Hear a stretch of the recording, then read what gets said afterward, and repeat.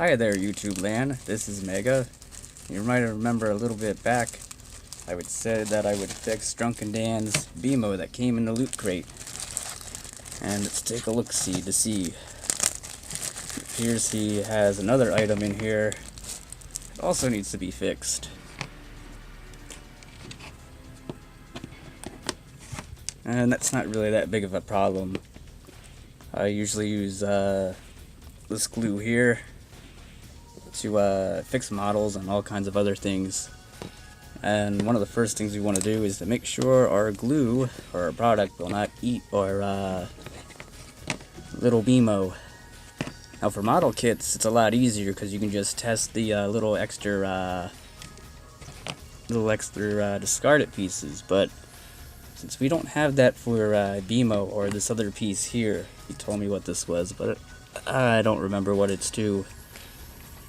So in this instance, because we don't have extra scraps, we're going to take a little bit of the glue and we're actually going to put it behind BMO where he most likely wouldn't be seen in display, and a little bit of dab. You should see the shininess. If it was Bender, it'd be his shiny metal ass. But this is more like his green corroded ass. So we wait and sit a little bit. And it looks like it'll be fine on him. And it's kind of an easy, because it's a little easy fix because we see the little hole here and a little peg. So all we really got to do, because this is going to be a simple job for BMO, just to pick him up, plop a little bit in there. If excess runs off, that's okay, because all you gotta do is just either sand it down or cut it off with a knife. And we just sit and let it hold for a bit. 1001, 1002, 1003. Actually, I really don't need the count because I can actually see the little timer. It says about 20 seconds, but I usually hold it for a little bit longer, just to make sure it guarantees the curing time, and it holds. That way it's not like bending over and falling off.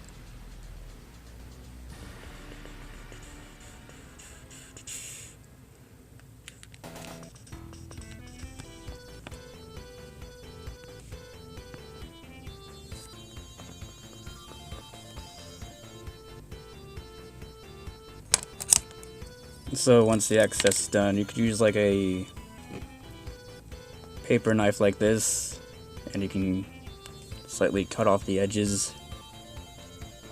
If you don't want to use a knife, you can use sandpaper. If you look at it, you can hardly see any grains. That's pretty good. But if there's a lot of grains, you could probably see it in here where it's really, really rough. You don't really want that for your toys or models. Unless if you're going for battle damage, kinda don't want that. Very, very bad. Now, in my personal experience, it's the same company that does the glue. I've seen this paint actually eat away at models. And I may demonstrate that in a little bit. Some people also use a micro marker. You might see this with Gundams. They actually trace the lines to give them a little bit more depth looking to them.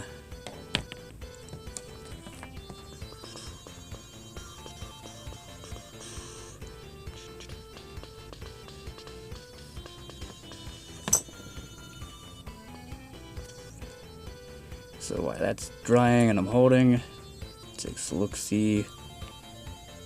This one's going to be a little bit more tougher because we don't have a little canyon to work with. And it's just like a puzzle piece. Kind of look to see where it's broken, and then kind of see where it lines up at. It looks about like that.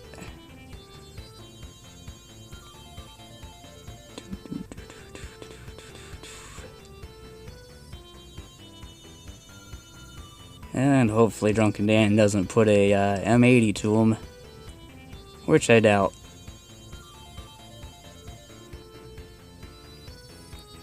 But with one of his figure stands, he probably has some kind of setup that he'll do with it. If you follow him, he might have talked about his Goku action figure. Now he's gonna put that together.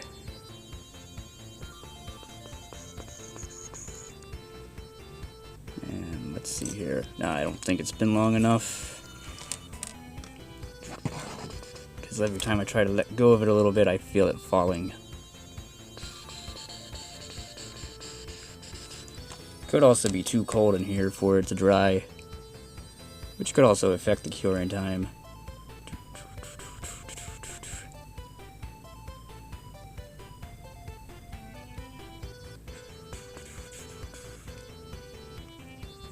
Now, I don't blame Loot Crate or whatever. Sometimes figures just come broken, and they're real. It's not really that big of a deal.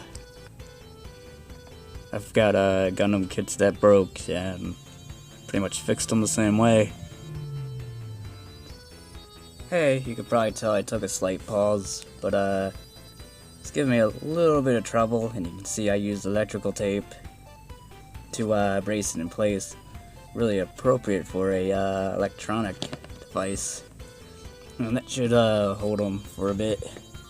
And now my brother's other piece, I'm pretty sure you didn't want to see me struggling with it for a few minutes. Maybe you did, I have no clue. I'm gonna dab it a little bit here, just a little bit.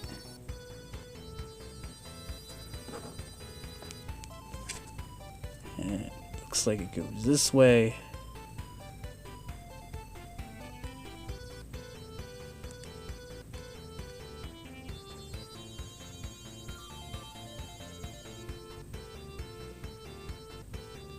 And should be about 20 seconds.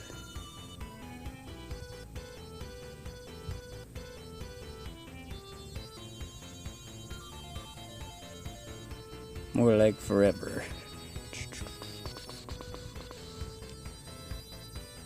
Yeah, so after we're done holding it for a little bit and it sticks into place, kind of just find an easy spot and then just kind of find a way to just prop it up so it won't budge on you. And you'll let those sit for a bit. Now, let's talk about like testing and stuff. Now, if you turn your head upside down, this is a Rictum. It's a Xeon side mobile suit. I'm not gonna put it together, but I'm gonna get one of the plastic pieces out and show you a little test sample.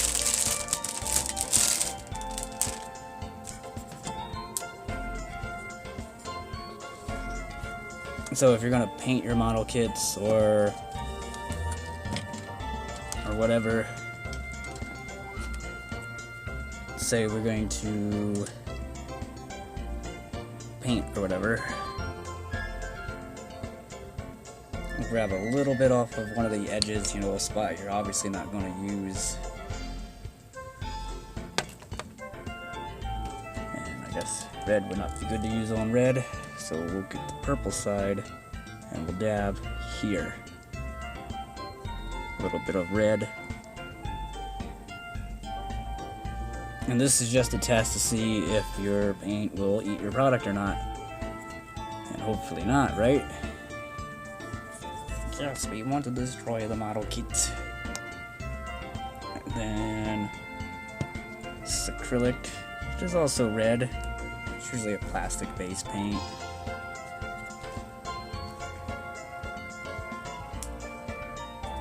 Open it right up.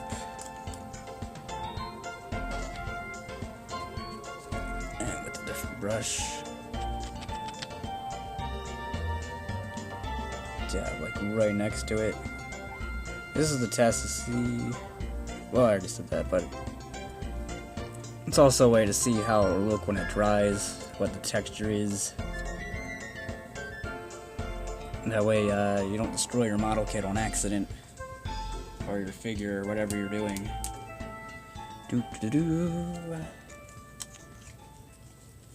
It's also good to maybe test out markers or whatever you're going to put on.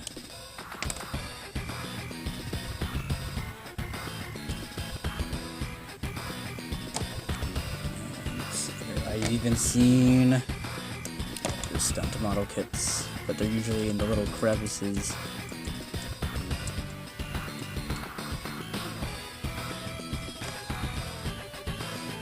Now when I glued this plastic thing back together, it wasn't as much as a pain in the butt as the BMO was. And I think it's because it's not plastic, it's kind of like a rubber sort of,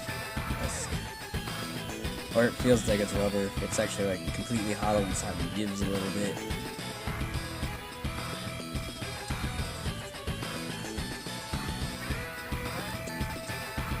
Let's see here, and rubber fingers along it.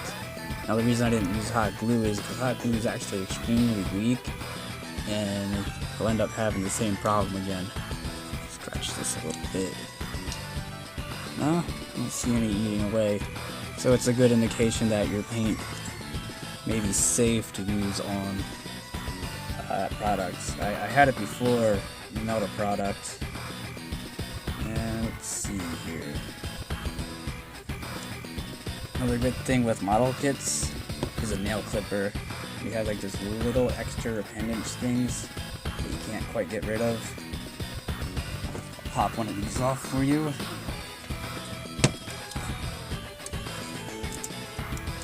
And I'm sorry I can't really show you that much, I got very limited workspace.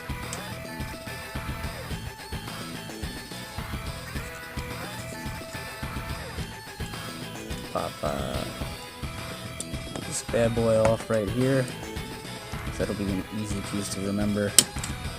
Now, some say don't do this. You're okay, you should be okay clipping them. Let's focus. There we go. That's a really easy, big piece to remember, so when I go to put them together, it won't be that much of a problem. But you see these little edges and niches right here? Real simple trick to get rid of them is just a nail clipper. It's a lot faster than sanding it down, and it makes a smoother cut. Now you might want to touch it up with sandpaper just so it's a little bit smoother.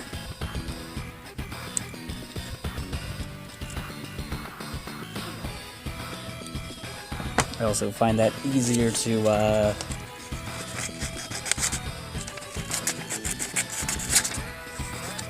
I find it also easier to use nail clippers like that also on pets' nails rather than those goofy little circle things, because your pet tends to jerk around, and if your pet's moving around, it's not really doing you or the pet any good.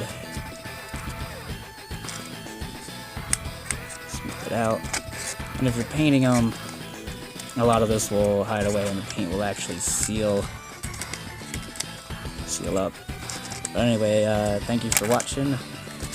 This has been Mega, and hopefully Drunken Dan will be happy with his repaired toys. Good night, YouTube.